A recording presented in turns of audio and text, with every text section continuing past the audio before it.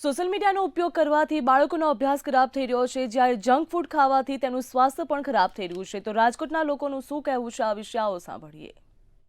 નીતિ વિષયક જ્યારે નિર્ણય લેવામાં આવે તો અહીંયા જવાબદાર બધા જ હોઈ શકે છે.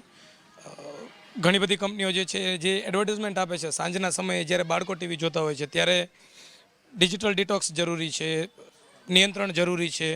સરકારના નિયંત્રણ જે લાગવા જોઈએ એ ખરેખર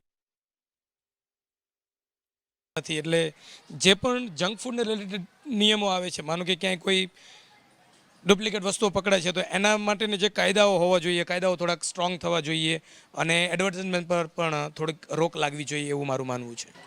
હા, એ સોશિયલ મીડિયા ઉપર પ્રતિબંધ ઘણી કોલેજમાં મૂકવામાં આવ્યો છે, બરાબર છે કે જેને કારણે દરેક વ્યક્તિઓ પોતાની રીતે વિચારતા થાય. સોશિયલ મીડિયાને કારણે બધા ડિપેન્ડન્ટ બને છે કે મારે આ કાર્ય કરવું છે તો હું સોશિયલ મીડિયાને કહું. જેમ કે ચેટ જીપીટી છે, પરપ્લેક્સિટી છે, અત્યારે એઆઈ મોડલ આવી ગયું છે, તો દરેક લોકો એના પર ડિપેન્ડ છે કે બસ આ છે તો આપણે આને પૂછી લઈએ, નહીં કે તાર્કિક રીતે વિચારી આપણી રીતે કંઈક ઇન્વેસ્ટ કરી, સંશોધન કરી, આપણે જાણીએ આપણી રીતે નહીં. અત્યારે સોશિયલ મીડિયા જ બધું છે. જંક ફૂડમાં આજે આપણે બધા જોઈએ છે કે બધાને ચીઝ ને પનીર ને એવું બહુ હેલ્ધી લાગે છે, બહુ ખાવું ગમે છે અને બધાને એ પણ ગમે છે. એટલે આપણે જોવા જઈએ તો અત્યારે નાની ઉંમરમાં જ બધાને હાર્ટ એટેક આવી જાય છે, બીપી, બ્લડ પ્રેશર, ડાયાબિટીસ જેવી સમસ્યા થતી હોય છે. આ બધું જંક ફૂડના કારણે પણ હોઈ શકે.